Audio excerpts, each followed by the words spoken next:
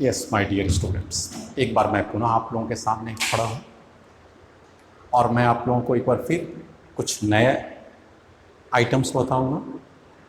और यहाँ पर मेरा जो फोकस रहेगा वेक्टर्स के ऊपर ही है, लेकिन उस वेक्टर्स में cross product of the vector आ जाएगा। इसके पहले मैंने आपको डॉट प्रोडक्ट पढ़ाया था, आज क्रॉस प्रोडक्ट पढ़ाएंगे। साथ साथ ये भी बताएंगे कि क्रॉस और डॉट में अंतर क्या होता है। आप लोग हमेशा इस बात को याद रखिएगा कि अगर आपने सही ढंग से पढ़ लिया तो फिर आपको किसी दूसरे नोट्स या किसी दूसरे इंस्टीट्यूट से कोई भी हेल्प लेने की ज़रूरत नहीं आ जाती। वास्तव में आप एक अच्छे बुक से पढ़ लीजिए। For example SC. Verma volume 1 को आप पढ़ लीजिए, ज़रूरत पड़े तो अरिहंत को पढ़ लीजिए, लेकिन आपको किसी दूसरे का नोट्स देखने की ज़रूरत नहीं है, क्योंकि नोट्स में आपको कॉन्सेप्ट्स की कमी रह जाता है। तो आपके लिए मेरा क्या एडवाइस होगा, आप बुक्स में एनसीईआरटी की बुक्स पढ़िए, एस.सी. वर्मा की बुक पढ़िए और अरिहंत की बुक पढ़िए। These 3 books are complete in all respects. और बाकी मैं आपको बढ़िया ढंग से एक्सप्लेन कर देता हूँ उन किताबों में जो दिया हुआ है, और उन किताबों के अतिरिक्त भी जो एक्सप्लेनेशन समझाने के काम में आएगा वो भी मैं आपको देके चलता हूँ। चलिए मैं क्रॉस प्रोडक्ट स्टार्ट करता हूँ। हमारे लिए क्रॉस प्रोडक्ट्स है, बोर्ड पर लिखा हुआ होगा, आप देख सकते हैं, क्रॉस प्रोडक्ट ऑफ 2 वेक्टर्स। तो डॉट प्रोडक्ट में हमने पढ़ाया था कि डॉट प्रोडक्ट के जो रिजल्ट आते हैं दैट वाज ए स्केलर, लेकिन cross product of the 2 vector must be vector itself. तो यहां पर मैं क्या खास लिख देता हूं, the cross product of 2 vectors is vector itself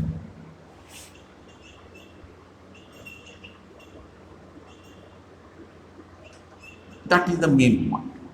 Mathematically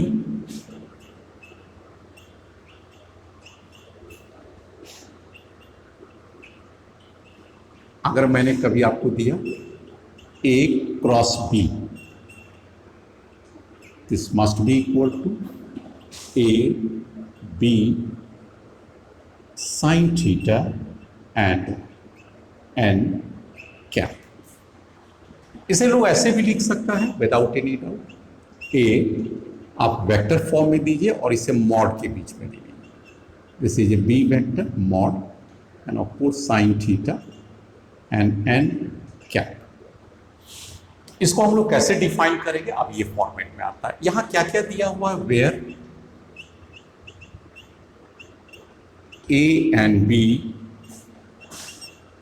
are 2 vectors having magnitude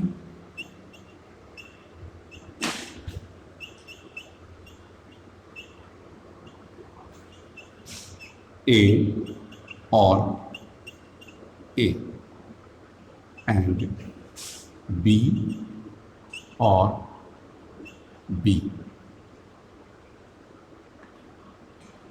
is and theta is equal to included angle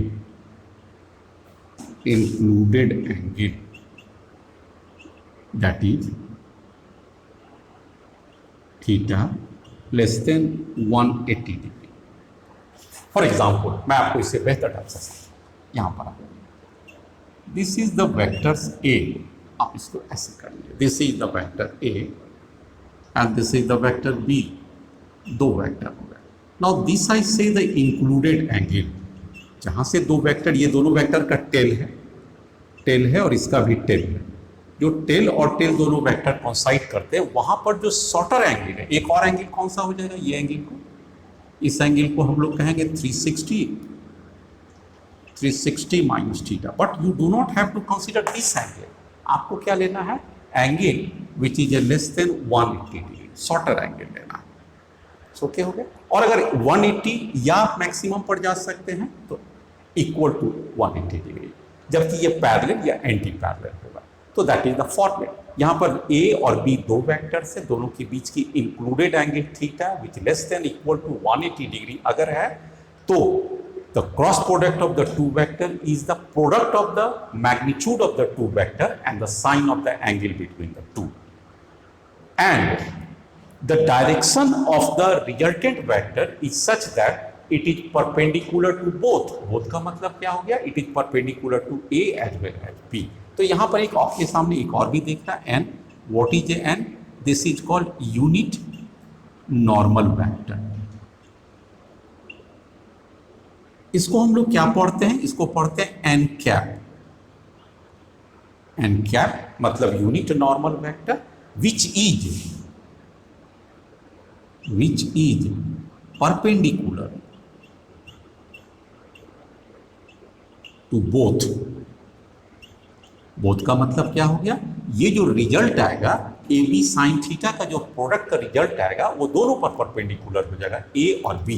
in other sense n vector is perpendicular to A and n vector is perpendicular to B both. ये उसका sense हो गया. n is perpendicular to A.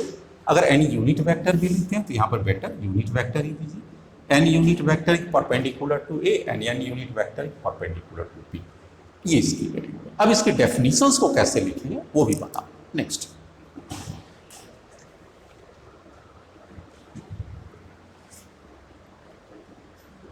yes, the cross product definitions इसके हो गए. The cross product of two vectors is the product of magnitude of two vectors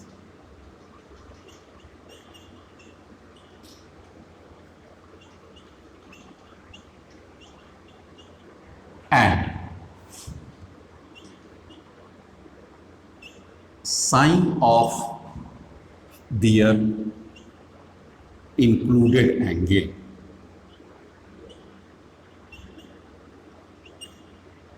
such that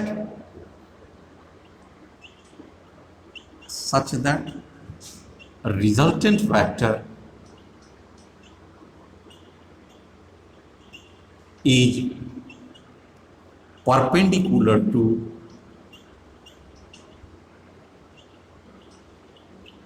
both the vectors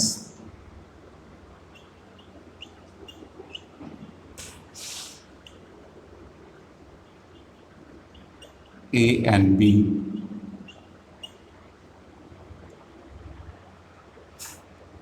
first, such that the resultant vector is perpendicular both the vectors A and B or plane containing AB. Plane containing AB. जो AB के plane following right hand thumb rule, right hand THUMB thumb rule जो मैं आपको explain करूंगा, ये उसका plane. तो इसका मतलब क्या हो गया? आप यहां पे एक बार फिर से देख लीजिए. A क्रॉस B का मतलब हो गया product of A and B, magnitude of the product of A and B. ये देख सकते हैं magnitude of the product of A and B. And का मतलब again multiplication, sine of the angle between the two. ये question हो गया. मतलब यहाँ पर एक बार छोटा सा फिगर फिर से बना दें. तो ये अगर वेक्टर A है और ये वेक्टर B है, ये एंगल हो गया. इसको क्या लिखना है? दोनों के प्रोडक्ट और ये एंगल इंक्लूडेड. और n का मतलब क्या हो गया? n का मतलब ये रिजल्ट जो आएगा वो आपका परपेंडिकुलर हो जाएगा. किसके ऊपर हो जाएगा? दोनों के वेक्टर के या दोनों के प्लेन का. मतलब इसको और बेहतर ढंग से समझा दें. नेक्स्ट, सपोज मैं आपको एक एग्जांपल के द्वारा समझाता हूँ. सपोज अगर मैंने दिया A cross B, let us suppose there is another vector I call C. Then according to cross product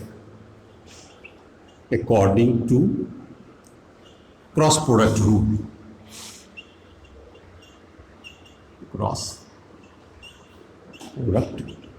क्या हो जाएगा बच्चे लोग? C must be perpendicular to A and C must be perpendicular to B. इसका मतलब यूँ आप समझ लीजिए, मैं आपको बेहतर ढंग से समझाता हूँ. सपोज कीजिए एक टेबल टॉप एक table now that is called plane. इस पर दो वेक्टर्स हैं, एक वेक्टर ही हो गया और दूसरा वेक्टर ही हो गया। Let us suppose A vector and this is A B vector and this is the included angle. अब हमारे पास ये है कि ए क्रॉस अगर आप बी करते हैं, इसको ए ले लीजिए यहाँ पर, इसको बी ले लीजिए, दो वेक्टर में, तो आपका रिजल्ट किधर चला जाएगा, आप इसको ध्यान से देखिए, ये हो जाएगा। तो दिस इज परपेंडिकुलर, सी या तो ये वाला हो सकता है या तो सी ये हो सकता है। अब इस दोनों में कौन होगा? Now you can see C is perpendicular to A and B, चूंकि ए और बी प्लेन पर है। यहां पर क्या आप देख सकते हैं, A B vectors line on A B table plane and C is perpendicular to table. तो टेबल पर परपेंडिकुलर होने का मतलब हो गया ए और बी दोनों। और लेकिन ये है कि या तो ये हो सकता है या, लेकिन आप अच्छी तरह जानते हैं कि वेक्टर का तो एक ही स्पेसिफाइड डायरेक्शन होता है, तो हम दो किस बात के लिए दे दिए, इधर और इधर, इसमें से कोई एक होगा। अब उसके लिए आपको क्या लेना पड़ेगा, कंसीडर द डायरेक्शन। तो नेक्स्ट हम आपको डायरेक्शंस के लिए बताते हैं राइट हैंड थंब रूल। मेरा फोकस है हाउ टू फाइंड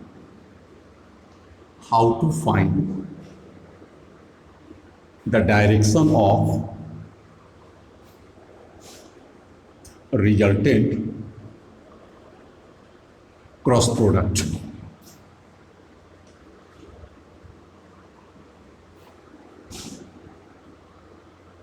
देखिए, अगर A cross B is equal to C है, then what is the direction of C? What is direction of C? ये मेरा फॉलोअप है। अब आप यहां पर, जैसा कि C यहां पर और C दोनों में है, अब आपको क्या करना है, कर्ल की राइट हैंड थंब रूल क्या कहता है, आंसर में क्या लिखेंगे, answer right hand thumb rule.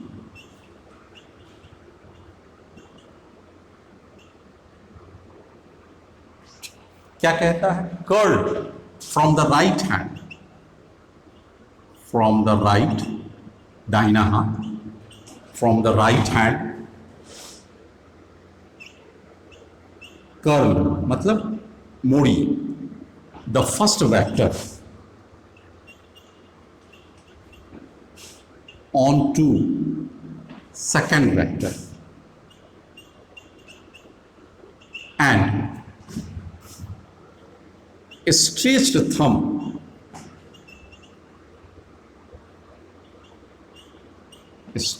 thumb gives the direction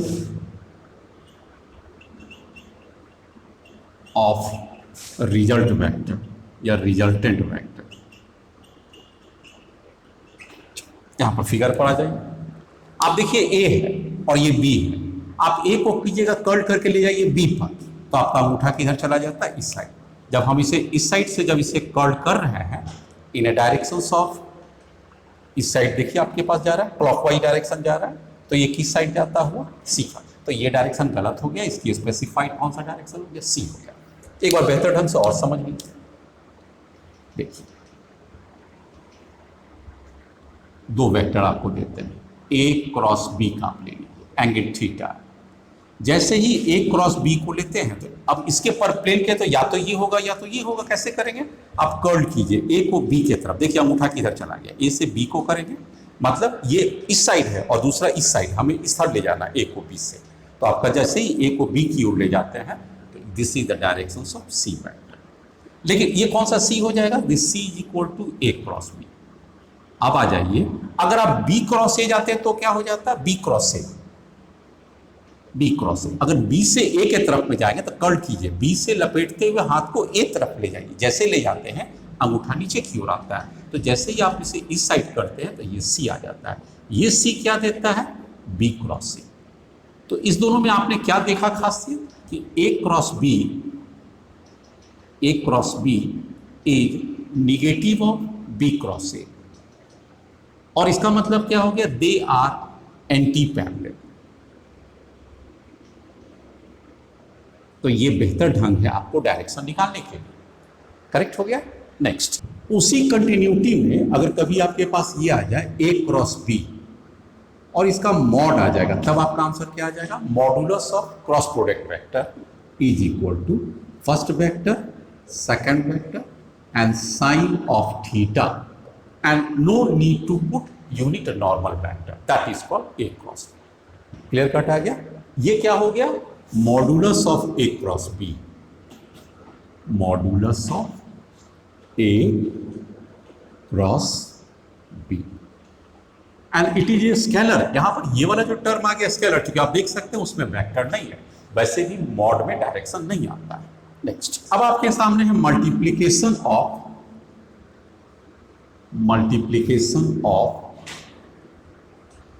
unit vectors in cross product.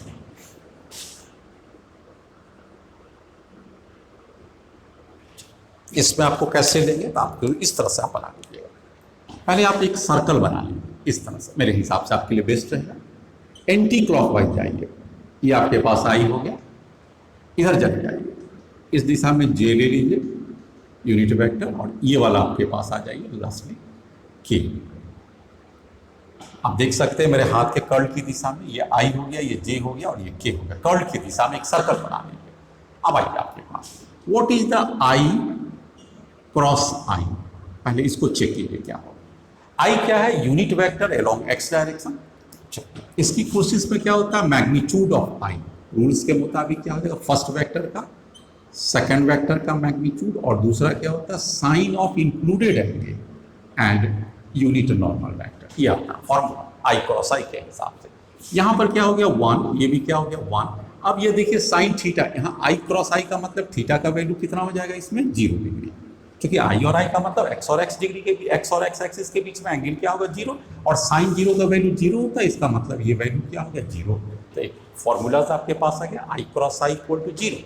उसी लॉजिक के हिसाब से what is J cross J? That is equal to 1 into 1 into 0, that is 0।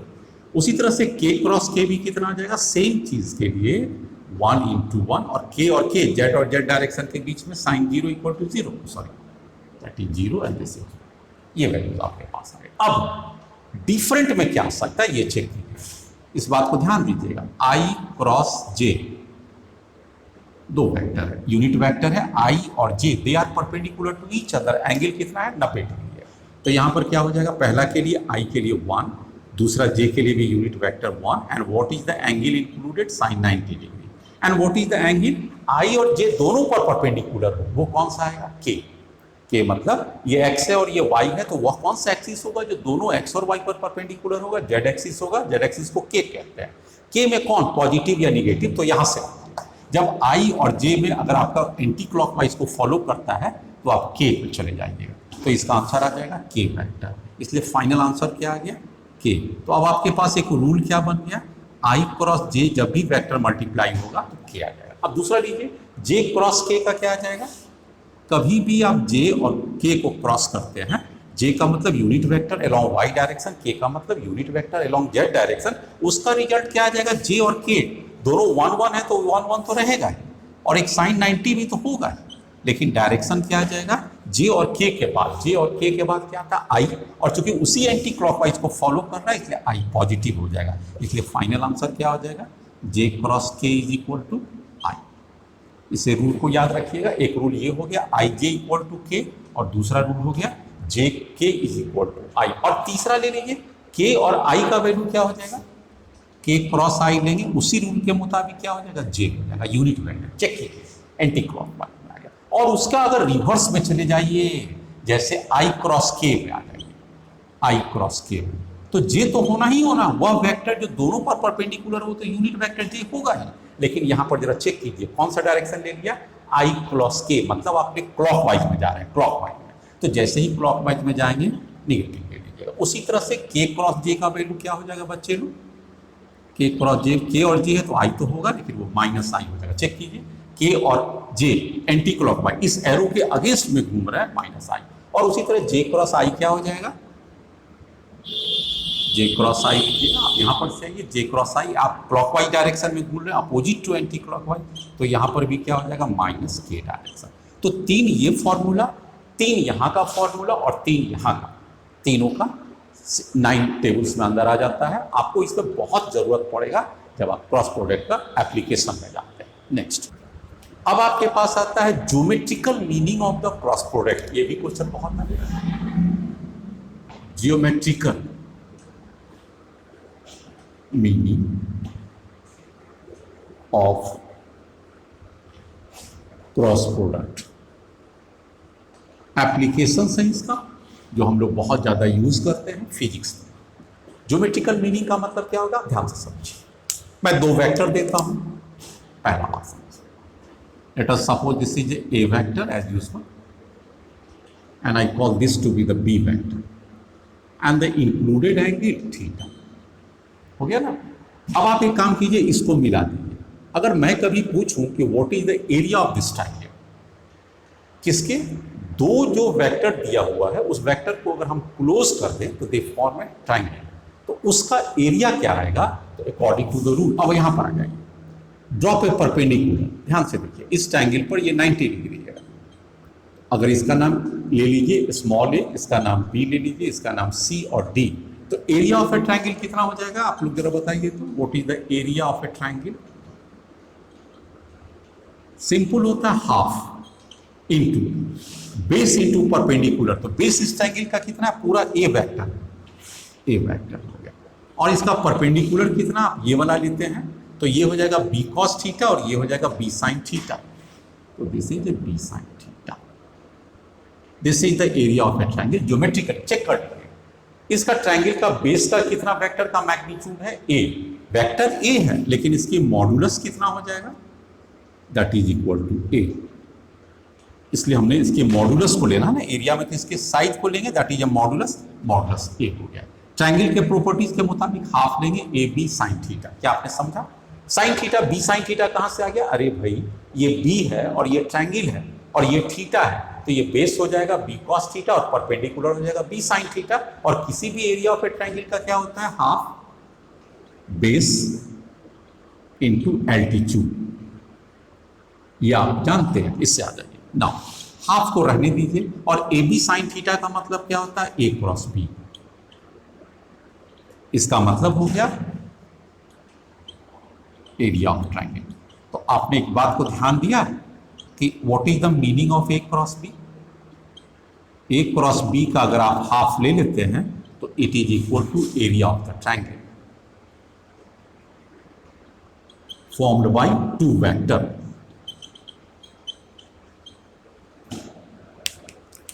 formed by 2 vectors. तो this is the geometrical meaning. क्या geometrical meaning हो गया यहां पर, कि ज्योमेट्रिकल मीनिंग का हो गया half of magnitude of A cross B, magnitude of A cross B is equal to area of triangle formed by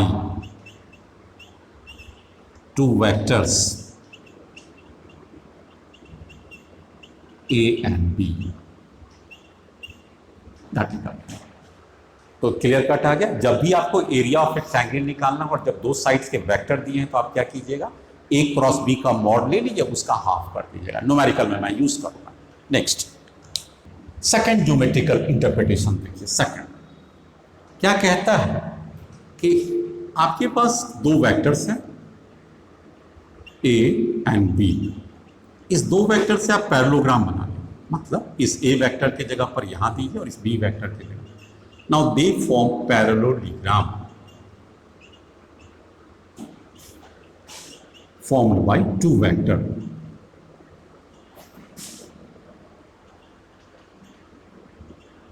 अगर ऐसा कभी केस आ जाए तो यहां पर आप देखिएगा 2 एरियाज फॉर्म हो जाएंगे। यहां पर एक एरिया हो जाते हैं, ये हो जाते हैं। उस लॉजिक से क्या हो जाएगा, what is the A cross B. A cross B का हाफ लेते हैं तो एक ट्रायंगल का एरिया आता है, और ये भी उतना ही आ जाएगा। इसका मतलब हाफ हाफ फुल हो जाएगा। तो A cross B is equal to क्या देगा, उसका magnitude, area of a parallelogram.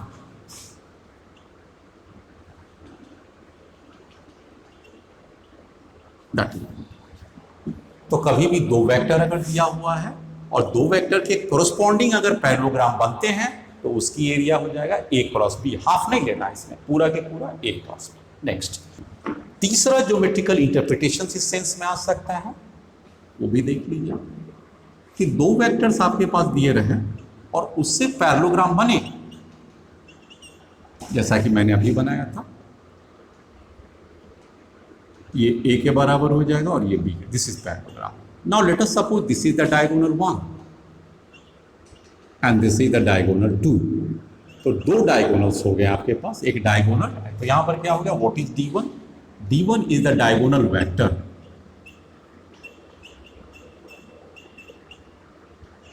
and what is D2? D2 is again the diagonal vector,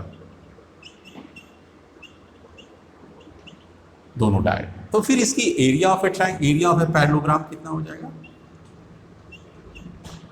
area of parallelogram is equal to, यहां पर भी ध्यान दीजिएगा, हाफ ए क्रॉस बी। दोनों diagonal के क्रॉस प्रोडक्ट को आप मल्टीप्लाई कर दीजिए, उसके हाफ कर दीजिएगा, that is the area of. तो what is the geometrical interpretations of finding the area of a parallelogram? When the two sides of the parallelograms are given in a vector form and their diagonals are in speed of a vector, their diagonals. अगर vector दिया तो मैं पीछे बताया था कि दोनों का ए क्रॉस बी लेना, लेकिन अगर डायगोनल दिया है तो half of the A cross B. Next, fourth मिलेगा। कभी कभी आपके पास कोई ट्रायंगल हो सकते हैं, सपोज कीजिए this is the triangle, let us suppose this is A B and C, मैंने लिया और इसकी ये लिखी गई, this is the position vector के लिए आ जाएगा 0 0 0। Let us suppose it has a has a position vector A vector, position vector. B का कितना ले लेते हैं, इधर से ले लीजिए, B has a position vector B and C has a position vector C. तो मैंने क्या दिया, किसी भी ट्रायंगल में, यहां पर तीन triangle, A B C are triangle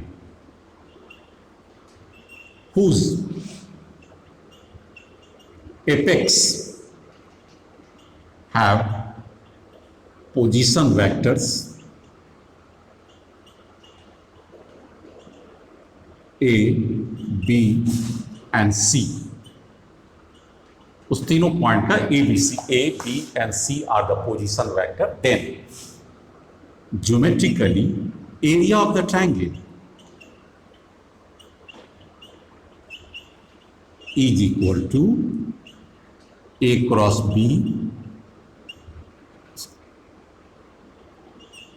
B cross C plus C cross A और उसका मॉड। यही आपको करना है। अगर आपका पोजीशन वेक्टर दिया रहेगा, उसके कॉर्नर्स का या एपेक्स का दिया रहेगा, तो उसके आप इस ऑर्डर में लिख के एरिया वेक्टर निकाल सकते हैं। तो 4 different ways to interpret the cross product of the two vectors. Next, examples of cross products.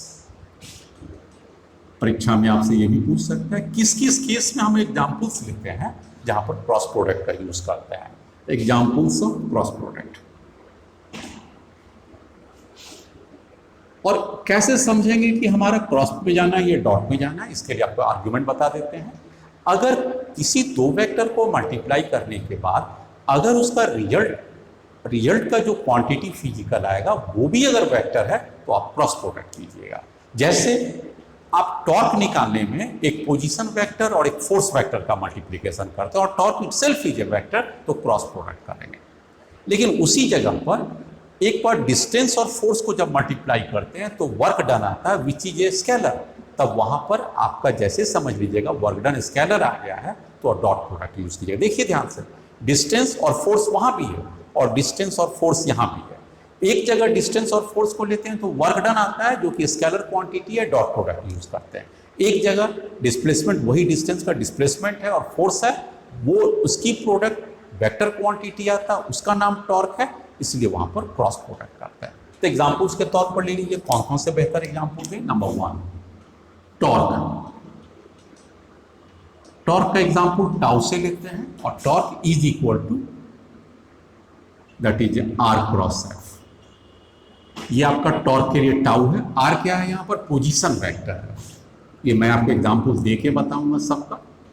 This is a position vector of a point where force act. ये सिर्फ लिखने से नहीं होगा, मुझे एग्जांपल से समझाना पड़ेगा। अभी तुरंत समझाऊंगा। दूसरा क्या है? एफ क्या है? Force vector acting on point.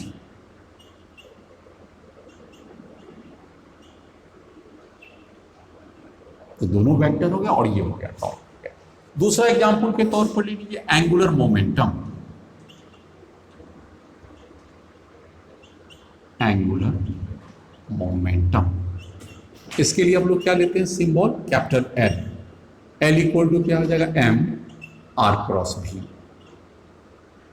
Are क्या है? पोजीशन वेक्टर, सॉरी एम क्या है? मास। आर क्या है? Position vector. बी है वेलोसिटी। इसको लोग ऐसे भी लिखते हैं एम और आर। आर को तो अपनी जगह पर छोड़ दीजिएगा, और एम इंटू भी को लोग पी भी लिखते हैं, लीनियर मोमेंटम। तो this is the angular momentum. इसको भी मैं आपको बेहतर ढंग से समझा दूंगा। तीसरा फोर्स। कौन सा फोर्स है? मैग्नेटिक फोर्स होते हैं। किसी चार्ज को जब अगर मैग्नेटिक फील्ड में प्रोजेक्ट किया जाता है और चार्ज की वैल्यू क्यू होते हैं, तो Q force equal to Q V cross B. ये कौन सा? एफ एम हो गया, मैग्नेटिक फोर्स हो गया।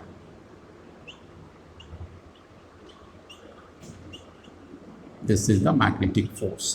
क्यू क्या हो गया? पॉजिटिव चार्ज हो गया। भी क्या हो गया? वेलोसिटी ऑफ ए चार्ज हो गया। And what is the B? B is equal to magnetic field हो गया। तो किसी भी मैग्नेटिक फील्ड में अगर चार्ज को वेलोसिटी दिया जाता है तो उसके ऊपर फोर्स लगता है। अब अगर हम ये जानते हैं कि जैसा सोचिए इसमें क्या होगा, अगर भी और बी आपस में पैरेलल हो जाएंगे तो ये फोर्स जीरो भी हो जाएगा। चलिए नेक्स्ट आते हैं। ये सब का डिटेल मैं अभी आपको और बताऊंगा जब एग्जाम्पल सेट करते हैं। तो और कौन सा हो सकता है? एक ये देखिए, velocity vector is equal to omega cross R. Velocity ये है क्या? Velocity vector, tangential velocity vector. Omega है एंगुलर वेलोसिटी और आर है पोजीशन वेक्टर। तो यहां पर बी क्या हो गया? Tangential velocity. ओमेगा क्या हो गया? Angular velocity. और आर क्या हो गया? Position vector.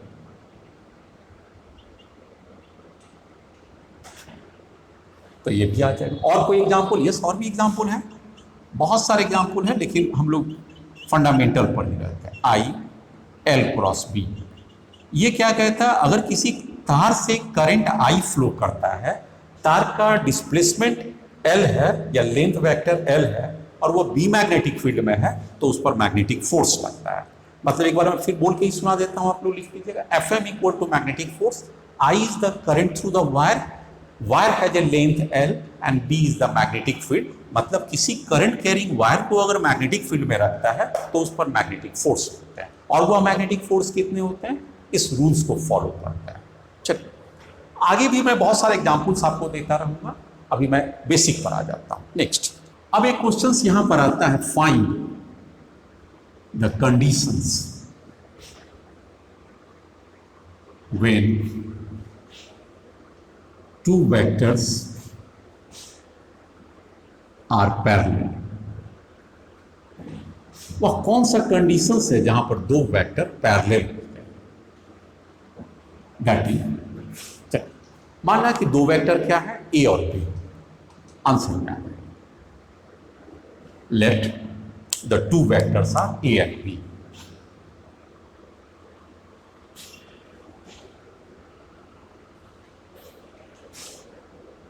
ए का कितना ले लीजिए? a1i plus a2j plus a3k। And B vector ले लीजिए b1i plus b2j plus b3k। अब आपसे पूछता है फाइंड द कंडीशन, तो क्या रूल्स होते हैं आपके पास? क्या रूल्स है हमारे पास? a क्रॉस b, अगर इसकी मॉडल लेते हैं तो a b sine theta. When theta equal to 0 degree, और 180 डिग्री, साइन 0 डिग्री और sine of 180 degree obviously equal to 0। 0 degree को हम क्या कहते हैं, इस केस को क्या कहते हैं, पैरेलल, और 180 डिग्री को क्या कहते हैं, एंटी पैरेलल। तो चाहे दोनों वेक्टर पैरेलल हो या एंटी पैरेलल हो, साइन की वैल्यू 0 डिग्री या 180 डिग्री 0 होते हैं। और अगर यहां पर 0 पुट कर देंगे तो क्लॉज हमारे पास क्या आ जाएगा, a क्रॉस b, और उसका मॉडुलस हमेशा 0 होगा, then two vectors are parallel. तो ये हमारे पास कंडीशंस हो गए। जैसे किसी दो वेक्टर को परपेंडिकुलर होने के लिए बच्चे लोग क्या होना चाहिए कि their dot product must be equal to 0। तो अगर किसी दो वेक्टर में डॉट प्रोडक्ट 0 होता है तो दे आर परपेंडिकुलर। वही किसी का अगर क्रॉस प्रोडक्ट का मैग्नीट्यूड 0 होता है तो the two vectors are parallel. Now what is the condition, इस केस में क्या कंडीशंस आ जाएगा कि ये दोनों 0 आ जाएंगे। तो हमारा अगला टारगेट है फाइंड द कंडीशन। नेक्स्ट में हमारे पास क्या करना पड़ेगा, a क्रॉस b आ। अब आप अगर इसको मल्टीप्लाई करते हैं तो किस फॉर्मेट में आ जाएगा, आप अगर ध्यान से देखिए, a क्रॉस b को कीजिएगा तो इसको मल्टीप्लाई करना पड़ेगा, फिर इसको इससे, फिर इसको इससे, मतलब टोटल 9 ऑर्डर पे आ जाएगा। इसका शॉर्ट में मैं आपको बता दूं कैसे करना चाहिए। एक लाइन लीजिए, यहाँ पर i पुट कीजिए, यहाँ पर j पुट कीजिए यूनिट वेक्टर, और यहाँ पर k पुट कीजिए, और एक लाइन डिटरमिनेंट फॉर्म में आप लिख सकते हैं। उसके आगे देखिए क्या है, a1 a2 a3। तो यहाँ पर पहला बार में क्या पुट कीजिए, a1 a2 a3 कीजिए। उसके बाद b1 b2 b3 है, मल्टीप्लिकेशन में आपको बता रहा हूँ कैसे करना, b1 b2 b3। अब इसका जो सॉल्यूशंस होगा वो कैसे हो जाएगा, इसको ऐसे करिए, this is equal to i, और एक छोटा सा मॉडुलस ड्रॉ कीजिए। i को जब आप हटा देते हैं तो इसके लाइन और इसके रोज दोनों को हटा दीजिए, कॉलम एंड रोज को हटा दीजिए। बचा क्या, a2 a3 b2 b3। तो यहां लिखिए a2 a3, ये देखिए, और बचा क्या, b2 b3। अब आ जाइए आपके j, दूसरा टारगेट j को कीजिए। तो आपका j में -j पुट कर दीजिए, और फिर एक बार मॉडुलस में चले जाइए। j को आप हटा देते हैं तो ये देखिए ध्यान से कौन कौन हटेगा, इसकी पूरा रोज और इसके कॉलम दोनों हट गया। बचा क्या, a1 a3, और दूसरा क्या बच गया, b1 b3। अब और आ जाइए k। जब आप k यूनिट वेक्टर को आप डिलीट करते हैं या आप सीन से हटाते हैं, देखिए ये पूरा कॉलम और ये रो दोनों हट गया, ये दोनों हट गया। बचा क्या, a1 a2 b1 b2, a1 a2 and b1 b2। इसको सिंप्लीफाई कर लीजिए। कैसे सिंप्लीफाई करेंगे, यहां पर आइए, i की जगह पर i पुट कीजिए यूनिट वेक्टर, इसको क्रॉस मल्टीप्लिकेशन कीजिए तो क्या हो जाएगा, a2 b3, और इसमें भी क्रॉस मल्टीप्लिकेशन कीजिए विथ नेगेटिव साइन, तो क्या हो गया, b2 a3, माइनस j है -j। अब इसको भी मल्टीप्लाई कीजिए, पहले बार cross multiplication, a1 b3 minus इसका भी पुट कीजिए a3 b1, फिर एक बार है प्लस k है, और एक बार फिर इसको कीजिए तो क्या हो जाएगा, a1 b2, और इसका क्या हो जाएगा, a2 b1। ये पास आ गया। तो यही उसका आंसर हो गया। a क्रॉस b का आप कहेंगे तो दिस इज द आंसर। तो a क्रॉस b का फाइनल आंसर क्या होगा, अगर यहां से उठा लीजिए तो आपके पास हो जाएगा a2 b3 minus b2 a3। ये पहला है, इसके साथ i यूनिट वेक्टर जुड़ा माइनस। उसके बाद क्या आपके पास है, a1 b3 और माइनस b1 a3, और इसके साथ क्या जुड़ा हुआ है, j जुड़ा हुआ, और प्लस एक और आपके साथ k के साथ जुड़ा हुआ है। कोएफिशिएंट क्या हो गया, a1 b2 minus a2 b1, ये आपके पास जुड़ा हुआ है। और ये किस चीज का वैल्यू है, a क्रॉस b, और a क्रॉस b का भी किस चीज का है, मॉडुलस का आपके पास। ये अपने a cross b, a cross b हमारे पास आ गया। अब आपके पास a क्रॉस b हमने निकाला। अब आपके पास क्या दिया हुआ है, इस बात को आप ध्यान दीजिएगा कि जब भी आपके पास टू वेक्टर्स पैरेलल होंगे, तो मैंने आपको क्या रूल दिखाया था, इसके लिए रूल्स में मैंने आपको ऊपर ही लिखा था कि a क्रॉस b का जो मॉड होगा वो हमेशा क्या होगा, 0, that is the condition for two vectors to be parallel. तो इसका मॉड लेंगे तो कौन सा मॉड आ जाएगा, ले लीजिए अगर ए क्रॉस बी का हम कहते हैं कि मॉड को जीरो होना पड़ेगा, अगर ये कंडीशंस है देन अब इसके जीरो होने के लिए किसको किसको जीरो होना पड़ेगा, इस टर्म को जीरो होना पड़ेगा, इस टर्म को भी जीरो होना पड़ेगा और साथ साथ इस टर्म को भी यहां पर चेक कर दीजिए। इसको जीरो होने के लिए हमारे पास क्या हो जाएगा, इसका वैल्यूज को भी जीरो इंडिपेंडेंटली, इसकी वैल्यूज को भी जीरो, उसकी वैल्यूज को भी जीरो। तो उस रूल्स के मुताबिक क्या आ जाएगा, आप लोग यहां पर देखिए A2B3 और अगर आप इसको यहां पर कंसीडर कीजिए तो क्या हो जाएगा, इसको अगर चेंज कर लीजिए तो this must be equal to B2A3। इसको जीरो होना पड़ेगा, इसका मतलब ये दोनों इक्वल हो जाएगा। इस रूल्स के मुताबिक क्या हो गया, A2/B2 इक्वल टू A3/B3। यहां पर हम लोग साइन को चेंज कर सकते हैं जरूरत के मुताबिक, अगर इसे प्लस करते हैं तो इसे माइनस करके इसे प्लस कर सकते हैं, ताकि हमारा इंडिविजुअल इसका वैल्यूज को जीरो होना पड़े। चलिए, तो पहला केस हो गया, इसको जीरो होने के लिए ये कंडीशंस हो गया, इसको हम लोग पहला लेते हैं। दूसरा कंडीशंस लीजिए, इसको भी जीरो होना पड़ेगा, तभी तो ए क्रॉस बी का प्रोडक्ट का वैल्यू को जीरो होना पड़ेगा। तो इसको आप लेते हैं तो क्या हो जाएगा आपके पास, एक बार फिर आ जाइए, A1B3 must be equal to B1B3, दोनों बराबर। इसका मतलब क्या हो गया, A1B1 इक्वल टू A3B3 हो गया। अब आप इसको 1 और 2 को जरा ध्यान से मिलाइए तो आपके पास क्या हो गया, A1B1 A3B3 यहाँ भी है, A3B3 यहाँ भी है, इसका मतलब ये दोनों भी इक्वेट हो गया और ये भी इक्वेट हो गया। इसका लॉजिक क्या हो गया, A1/B1 equal to A2/B2 equal to A3/B3। ये कहाँ से मैंने लिखा, फर्स्ट एंड सेकंड को इक्वेट किए, फिर से मिला लीजिए, A3B3 मैच कर गया, इसका मतलब ये दोनों बराबर, तो A1B1 A2B2 A1B1 A2B2, और ये तो पहले से ही A3B3 बराबर है। तो this is the fantastic conditions for the two vectors to be parallel. तो वेक्टर्स के पैरेलल होने में क्या कंडीशंस हो जाएगा, एक बार फिर से आ जाइए, इसका कोएफिशिएंट और इसका कोएफिशिएंट का रेशियो दैट इज A1B1, फिर इसकी कोएफिशिएंट और इसकी कोएफिशिएंट, मतलब J की कोएफिशिएंट और J कोएफिशिएंट का रेशियो इक्वल, और फिर K कोएफिशिएंट और K कोएफिशिएंट का भी वैल्यूज का इक्वल होगा।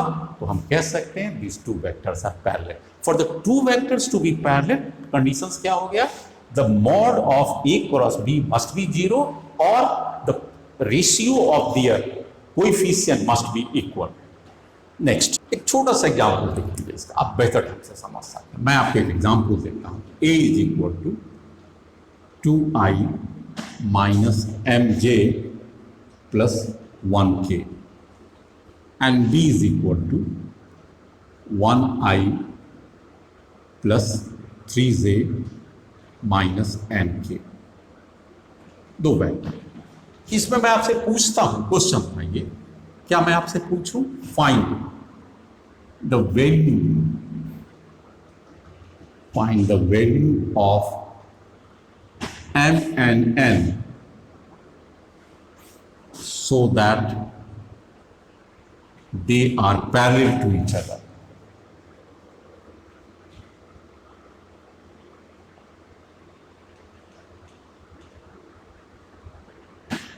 ये कंडीशन से तो क्या होगा, आपको मैंने बताया था, सिंपल लॉजिक आप क्या लेंगे, दो वेक्टर्स पैरेलल होगा कि their ratio of their coefficient must B same. Logic क्या हो जाएगा यहां पर, रूल्स को जो हम लोग फॉलो करेंगे, ratio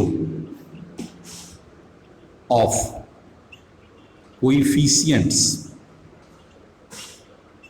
of both vectors must be equal, ये रूल्स। चलिए अब इससे मिला लीजिए, तो यहां पर इसका कोएफिशिएंट 2 और इसका कोएफिशिएंट 1 है, तो कौन कौन सा रेशियो हो जाएगा, 2/1। इधर आ जाइए, इसका कोएफिशिएंट -m और उसका कोएफिशिएंट 3, एंड सिमिलरली इसका कोएफिशिएंट 1 है और नीचे का -n, ये इक्वेशन बनता है आपका। आपको mn और n निकालना है, तो m इक्वल टू कितना हो जाएगा, -6। कैसे, इस दोनों को इक्वेट किए, और n को निकालना है तो क्या करेंगे, n इक्वल टू -12, n की वैल्यूज यहां आ जाएगा, 1 और 2 आ जाएगा, दिस इज द आंसर। तो बहुत आसानी से निकाल लिया कि दिस इज द वेक्टर। और अगर कभी रेशियो अगर इक्वल नहीं होगा तो निश्चित रूप से वेक्टर पैरेलल नहीं होंगे। तो कभी भी किसी भी जगह पर पूरे फिजिक्स में अगर दो वेक्टर्स को पैरेलल चेक करना है तो आपके पास क्या कंडीशंस आ जाना चाहिए, ए क्रॉस बी और उसकी जो मॉडुलस होगी 0 हो जाएगा, ये कंडीशंस हो जाएगा पैरेलल के लिए। और परपेंडिकुलर का क्या केस हो जाएगा, A dot B is equal to 0, ये केस हो जाएगा परपेंडिकुलर के लिए। तो ये दो रूल्स है क्रॉस प्रोडक्ट के लिए and this is the dot product. Next, अब मैं आपके सामने बहुत सारे एग्जाम्पल्स के साथ आता हूँ जो हम अगली क्लास पे आपके लिए लेके आता हूँ, जिसमें मैं आपको ये बताऊंगा कि क्रॉस प्रोडक्ट का, डॉट प्रोडक्ट का और एंगल बिटवीन द वेक्टर्स कैसे निकाला जाता है। Good luck, good bye.